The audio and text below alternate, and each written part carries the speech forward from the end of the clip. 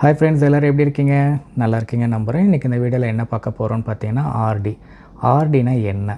ஆர்டின்றது பார்த்திங்கன்னா recurring deposit. அது எதுக்காக அப்படின்னா, நமக்கு பெரிய அமௌண்ட்டு கிடையாது. ஸோ நம்ம மாதம் ஒரு அமௌண்ட்டை சேமிக்கணும்னு நினைக்கும் போது அதுக்கு ஒரு வட்டி வந்தால் நல்லாயிருக்கும் அப்படின்னு நமக்கு தோணும் இல்லையா? பேங்க்கோட வட்டியோ இல்லை போஸ்ட் ஆஃபீஸில் தரக்கூடிய வட்டியோ.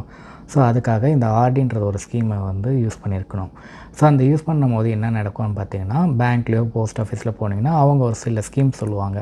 இப்போ நீங்கள் மினிமம் ₹500 ஸ்டார்ட் பண்ணலாம், ₹1000 ஸ்டார்ட் பண்ணலாம், ₹2000 சொல்லிவிட்டு. ஸோ நம்மளோட வருமானம் என்னன்றதை பார்த்துட்டு நம்மளால் எவ்வளோ மேக்ஸிமம் ஒரு அமௌண்ட்டை சேமிக்க முடியும் மாதம் அப்படின்றத சூஸ் பண்ணிக்கணும். அதே மாதிரி எத்தனை வருஷம் போட போகிறீங்க?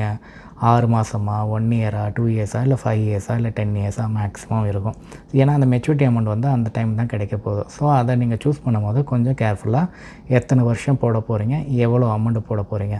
₹500 ஸ்டார்ட் பண்ண போகிறேன், 5 வருஷம் போட போகிறீங்க அப்படின்னா 60 மாதம் போடும்போது உங்களுக்கு தரக்கூடிய இன்ட்ரெஸ்ட் ஆனது அந்த 5 வருஷம் முடியும் போது மெச்சூரிட்டியோடு வரும்போது இன்ட்ரெஸ்ட் கால்குலேட் பண்ணி வரும். அவ்வளோதான் ஃப்ரெண்ட்ஸ். இதை நீங்கள் தெளிவாக புரிஞ்சுக்கணும். அப்புறம் இன்னொரு விஷயம் என்ன அப்படின்னா, ஃபிக்ஸட் டெபாசிட்டில் அதிகமாக வட்டி வருது மாதிரி ஒரு ஃபீல் இருக்குது, பட் ஆர்டியில் கம்மியாக இருக்குது அப்படின்னா காரணம் என்னென்னா, ஃபிக்ஸட் டெபாசிட்டில் பெரிய அமௌண்ட்டு, லம்சம் அமௌண்ட்டுன்னு சொல்லுவாங்க. அதாவது 5 லட்சம், 1 லட்சம், 50,000 சொல்லி பெரிய அமௌண்ட்டு முதலே போட்டுட்டு ஃபஸ்ட்லேயே போட்டு அதோட இன்ட்ரெஸ்ட்டை கால்குலேட் பண்ணுவாங்க. ஆர்டின்றது பார்த்திங்கன்னா மாதம் போடுறதுனால அதுக்கு வரக்கூடிய வட்டி அதே வட்டியாக இருந்தாலும் வரக்கூடிய வட்டி இன்ட்ரெஸ்ட் ஆனது கால்குலேட் பண்ணி பார்க்கும்போது ஃபிக்ஸட் டெபாசிட்டை விட கொஞ்சம் குறைவாக தான் இருக்கும். ஸோ இதை நம்ம தெளிவாக புரிஞ்சுக்கணும்.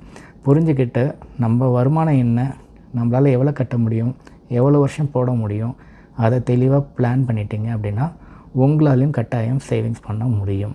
சரிங்களா? அவ்வளோதான் ஃப்ரெண்ட்ஸ். இந்த வீடியோ உங்களுக்கு பிடிச்சிருக்குன்னு நினைக்கிறேன். மறக்காமல் லைக் பண்ணுங்கள், சப்ஸ்கிரைப் பண்ணுங்கள். நான் வரக்கூடிய நாட்களில் பார்த்திங்கன்னா ஒரு பெரிய லாங் வீடியோவில் இதை பற்றி டீட்டெயிலாக எக்ஸ்பிளைன் பண்ண போகிறோம். Fixed deposit, RD, SIP, gold scheme அப்படின்னு சொல்லிட்டு. ஸோ இது எல்லாமே பார்த்திங்கன்னா உங்களுக்கு கட்டாயம் உங்களோட சேவிங்ஸ் பிளானை யூஸ் பண்ணுறதுக்காக இருக்கும். ஸோ பிளான் பண்ணுங்கள், மறக்காமல் லைக் பண்ணுங்கள், மறக்காமல் சப்ஸ்கிரைப் பண்ணுங்கள். இன்னொரு வீடியோவில் இன்னொரு டாபிக் பற்றி டீட்டெயிலாக பேசலாம். அது வரைக்கும் பை ஃப்ரெண்ட்ஸ்.